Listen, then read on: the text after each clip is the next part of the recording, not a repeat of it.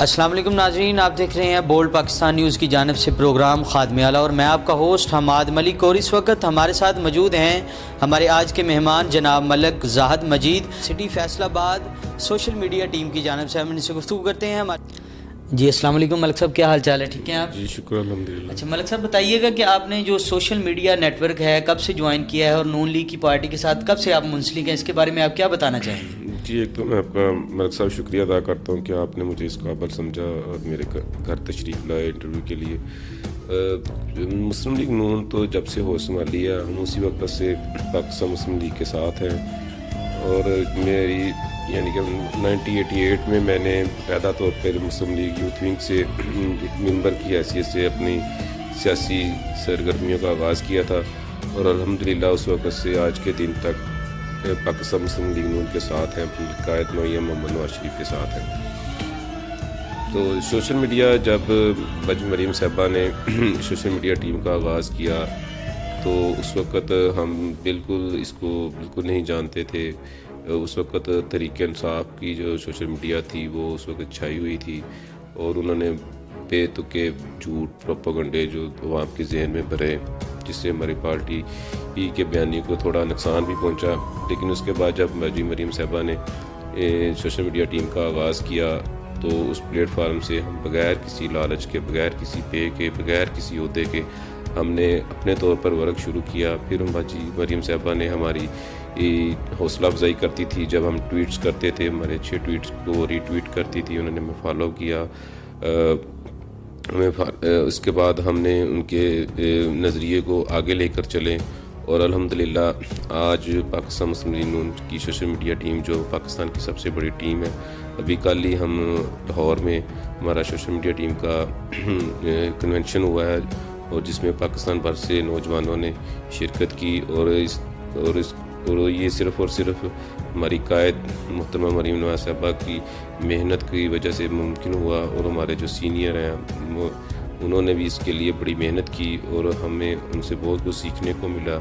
इसके ज़रिए हमने तहरीक इंसाफ की जो झूठ हो का प्रोपेगेंडा है वो करते हैं उसको हम अवाम के सामने बेनकाब करते हैं कि ये झूठ बोलते हैं। और मियाँ नवाशी साहब के बयानिए के साथ हम हमेशा खड़े थे और आज भी खड़े हैं और उनके बयानिए को हमने पाकिस्तान की कौम को बताया कि मियाँ साहब क्या चाहते हैं और 70 सालों से इस मुल्क के साथ जो हो रहा है उसको अब बदलने का वक़्त आ गया और इंशाअल्लाह ताला हम उसको बदल के रहेंगे और पाकिस्तान में एक नई तब्दीली आएगी और वोट को इज़्ज़त मिलेगी और अवामी नुमाइंदों को इख्तियारात पूरे मिलेंगे।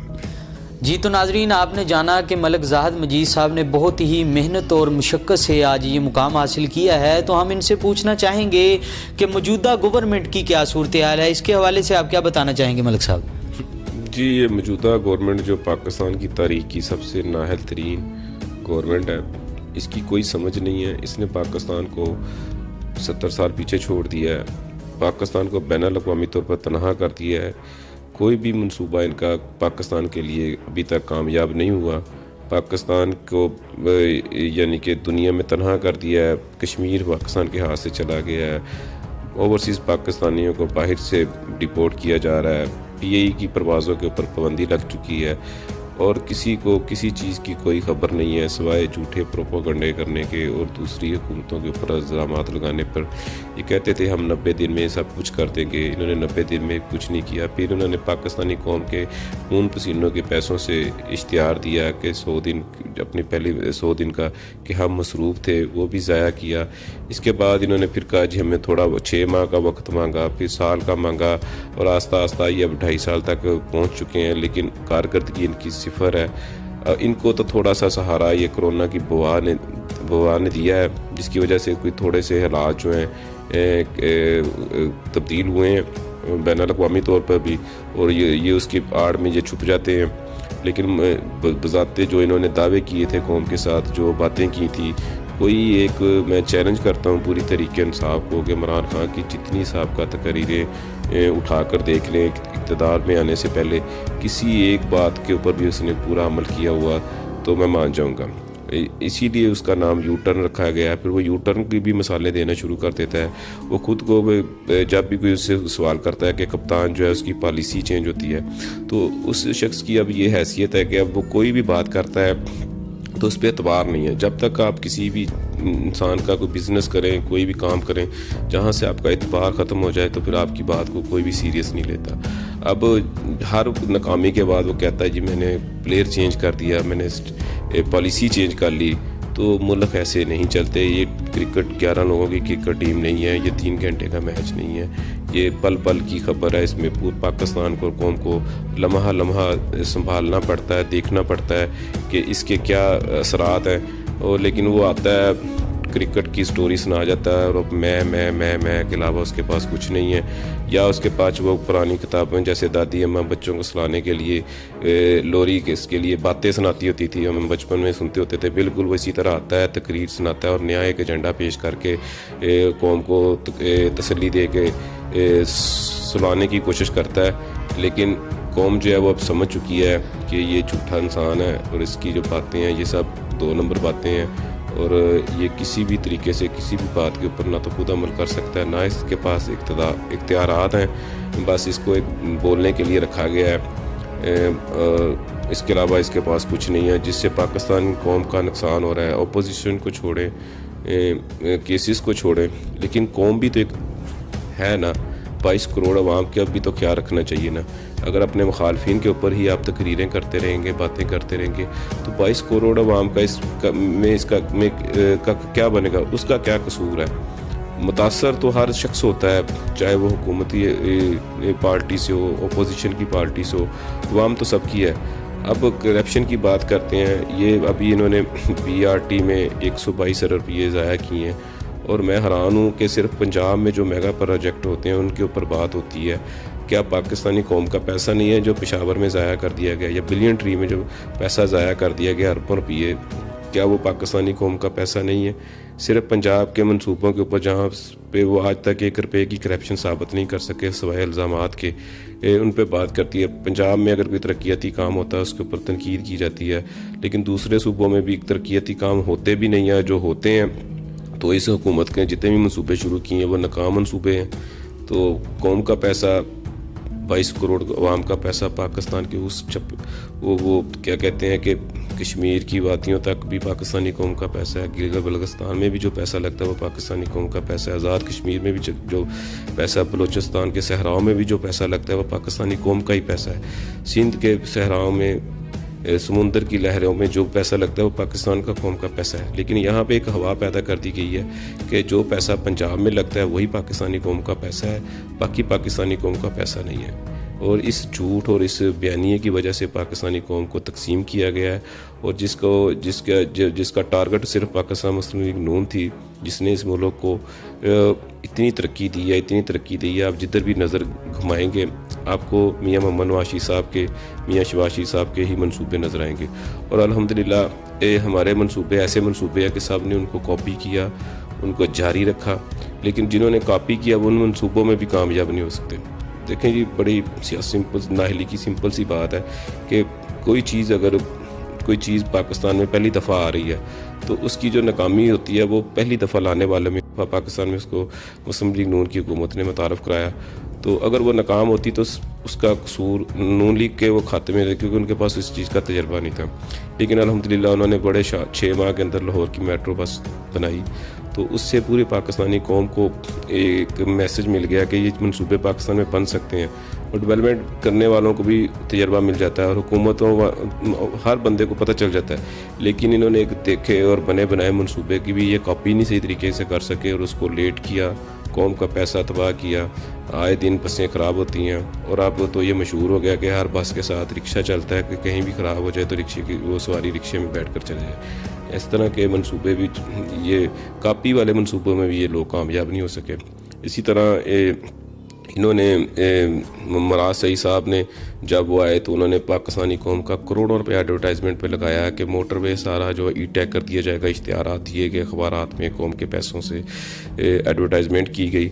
लेकिन उसके बाद वो मनसूबा भी गोलमोल कर दिया। करोड़ों रुपए ज़ाया करने के बाद आज वो मनसूबा बिल्कुल ज़ीरो है। बल्कि जहाँ पहले आप मोटरवे पे सफ़र करते थे आपको कार्ड मिलते थे, अब आपको सिंपल एक सादा कागज़ की पर्ची मिलती है। तो ये सिर्फ बातें और भड़के हैं इनके पास, मुल्क के लिए, कौम के लिए इनके पास कुछ नहीं है।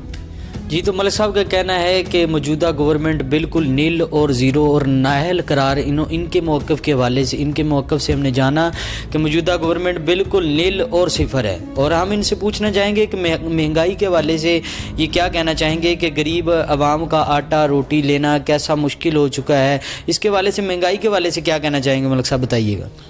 जी, महंगाई के हवाले से तो इन्होंने गरीब का जो है ना चूल्हा ठंडा कर दिया। अभी चंद दिन पहले एक आदमी ने कसूर में महंगाई से तंग आकर अपने 5 बच्चों को नहर में फेंक दिया। और ये इमरान खान खुद कहता था, कौम को बताता था कि जब महंगाई होती है तो समझें आपका वज़ीर आज़म चोर है। ये तो इसने बहुत अच्छे तरीके से साबित कर दिया कि मैं चोर हूँ। और महंगाई का अंदाज़ा लगा लें कि जो तनख्वाहदार तबका है वो पिस के रह गया है। किसी की भी तनख्वाह में इजाफा नहीं हुआ है, चाहे वो प्राइवेट शोबे में काम कर रहा है, चाहे वो सरकारी शोबे में। सरकारी शोबे में काम करने वालों ने करप्शन के रेट बता दिए हैं। और महंगाई की वजह से पाकिस्तान में हर शोबे में करप्शन जो है वो अरूज पर चली गई है। अब अगर आप अशिया की ज़रूरियात पे जाएँ तो वहाँ पे चोर बाजारी चल रही है, कोई पूछने वाला नहीं, जिसका जो दिल करता है वो उसके रेट मांग रहा है। अब आप अपने मोहल्ले की दुकान पे भी चल जाएँ तो आपको 2-3 दुकानों पे मुख्तलिफ रेट्स मिलेंगे। इन्होंने सिर्फ नाम की कमेटियाँ बना दी हैं, उनकी एडवर्टाइजमेंट पे पैसे ज़ाया किए हैं। और किसी भी शोबे में यानी कि ये जो है ना काम कंट्रोल नहीं कर सके। यानी कि ये पाकिस्तान दुनिया का वाहद बदकिस्मत मुल्क है जिसमें शायद ये दुनिया की तारीख का वाहद वाक़या है कि जहाँ पे कोरोना जैसी वबा आई तो वो 18 से 20,000 वाला इंजेक्शन 10-12 लाख रुपए में सेल होता रहा। लेकिन गवर्नमेंट उसके ऊपर कंट्रोल नहीं कर सकी। बल्कि गवर्नमेंट के एक वज़ीर जनाब शीदा टली साहब वो मीडिया पे आकर बता रहे थे कि मैं शुक्र अदा करता हूँ मेजर साहब का कि जिन्होंने मुझे वो इंजेक्शन फराहम किया। तो अंदाज़ा लगा लें कि ये अपनी नाअहली की वजह से अपनी जानें बचाना इनके लिए भी मुश्किल था। तो बाकी तेल की कीमतें देख लें। ये जो इनका रस्तू असद उमर साहब वो कहते थे कि हम आएंगे तो हम 40 रुपये लीटर पेट्रोल देंगे, लेकिन ये अभी तक 100 से नीचे नहीं ला सके पेट्रोल को। गैस की कीमतें इन्होंने डबल कर दी हैं। बिजली के बिल है, जो घरेलू बिल है, वो यकीन कर इतने बिल आते हैं कि घरों में लड़ाइयाँ होती हैं। इन लोगों के पास बिल जमा कराने के लिए पैसे नहीं होते, परेशान होते हैं। आटा वो महंगा कर दिया है, चीनी वो महंगी कर दी है।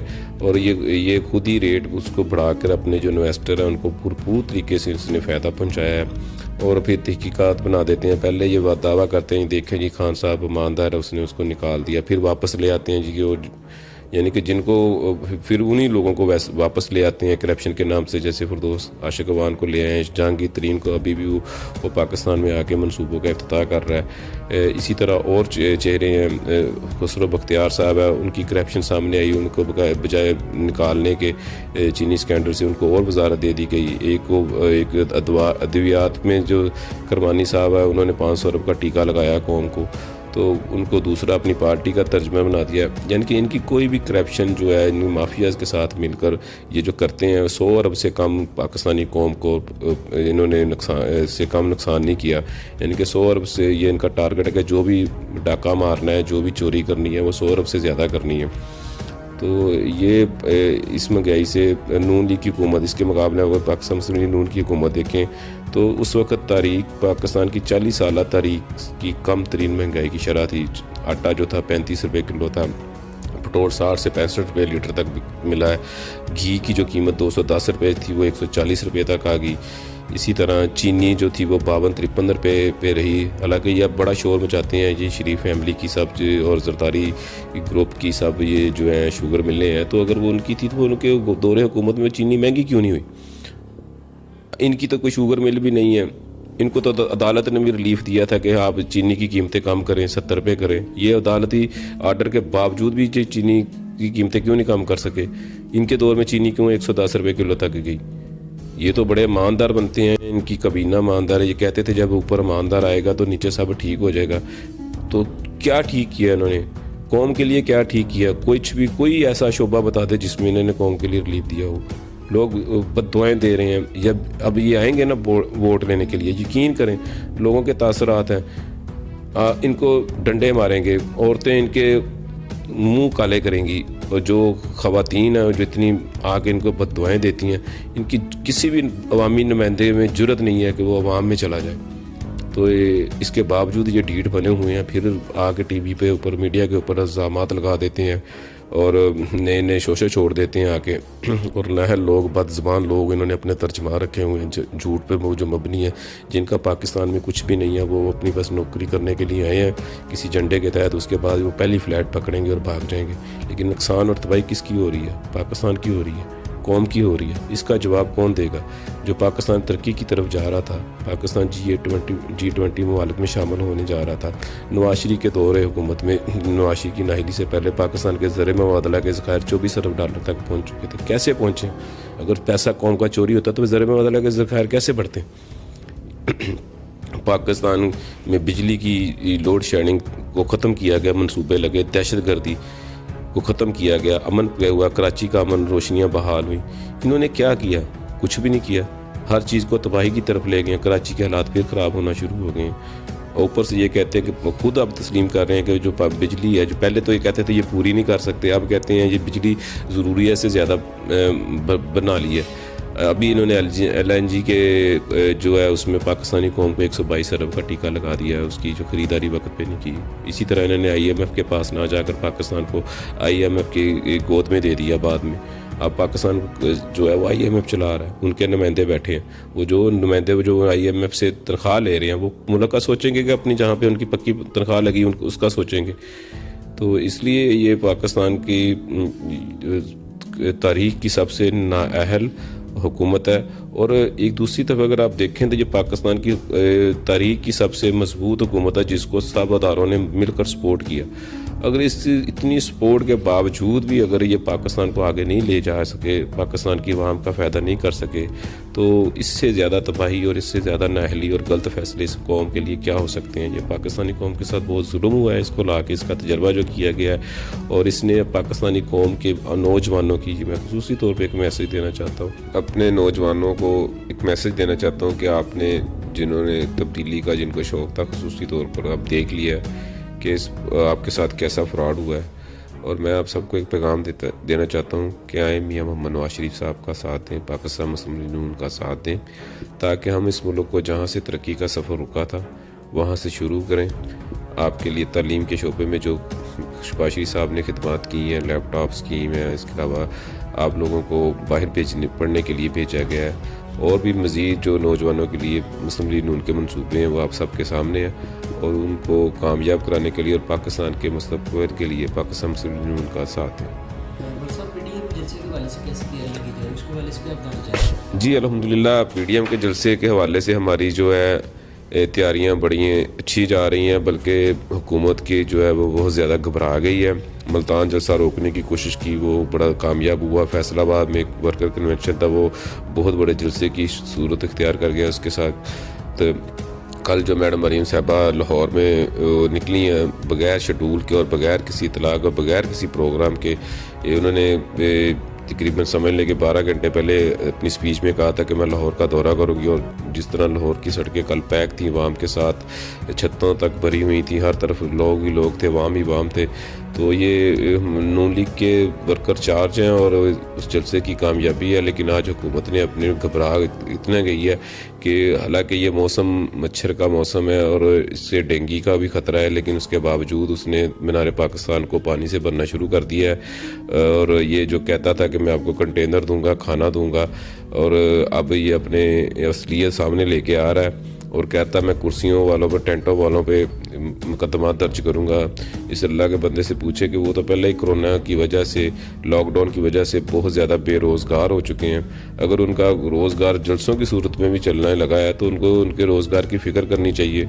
और बाकायदा जलसा तो हो जाना है, किसी कीमत पर भी नहीं वो जलसा रोक सकता है, ना उसमें इतनी हिम्मत है, ना वो कोई इंतज़ामिया उसका साथ देगी कि वो किसी के ऊपर ज़बरदस्ती व तशद्दुद करे। तो लेकिन इसकी हमारी तैयारियां भरपूर हैं। आज उसके सिलसिले में हमारे हर शहर में हमारी कायदीन जो है वो जा रहे हैं। राना सनाउल्लाह साहब सुबह सरगोदा जाएंगे। आज उन्होंने गुजरावाला में थे। इसी तरह मैडम मरीम साहबा आज PDM का अहम इजलास है, उसकी नुमाइंदगी के लिए नायब सदर के पाकिस्तान मुस्लिम लीग नून की हैसियत से वो इस्लामाबाद में है। तो इंशाल्लाह हमारी तैयारियां भरपूर हैं और ये जितना मर्ज़ी हमें रोकने की कोशिश करें, ना हम पर्चों से डरते हैं, ना हम गिरफ्तारियों से डरते हैं और ना ही हमें रोक सकते हैं। और इनके जो वज़ीर हैं वो कहते हैं कि जलसों में 500 बंदा होता है और FIR फैसलाबाद में 2500 बंदे के ऊपर हो गई है। तो यानी कि ये झूठ भी बोलते हैं, फिर कोई उस जो अपने ही झूठ को अपने ही मुँह पर मारते हैं, लेकिन अवाम का जो समंदर है इनको बहा के लेके जाएगा। तो मलिक साहब बताइएगा बोल्ड न्यूज़ के बारे में आप क्या कहें? जी, बोल्ड न्यूज़ माशाल्लाह जी एक बहुत अच्छी एक एफ़र्ट है जो हमारे जैसे आम कारकुनों को ये अपने ख्यालात का इजहार करने का मौका फराहम कर रहे हैं। ये हमारे लिए बड़ी एजाज़ की बात है कि लोकल सतह पे भी लोगों के साथ आप लोगों ने रब्ता किया और हमें अपने ख्यालात का इजहार करने के लिए अपने पार्टी बयानिए को पेश करने का मौका मिला। और इसके लिए मैं खुसूसी तौर पर मलिक उमर साहब आपका और मंच साहब कमर वासमान साहब का शुक्रिया अदा करता हूँ कि जो उन्होंने एक नई चेंज लेके आए हैं और वर्करों के साथ वो जाकर वो इंटरव्यू करते हैं और उनकी एक अपने आप को, अपनी पार्टी के बयानियों को और अपने मसाइल को आवाम तक पहुँचाने का मौका मिल रहा है। जी, तो बहुत शुक्रिया। आज के हमारे थे मेहमान जनाब मलिक ज़ाहिद मजीद साहब। आप देख रहे थे प्रोग्राम खादिम आला हमाद मलिक, कैमरामैन काशिफ नईम के साथ। मज़ीद हमारी अपडेट देखने के लिए हमारे YouTube चैनल और Facebook पेज को लाइक कीजिएगा। अल्लाह हाफिज़।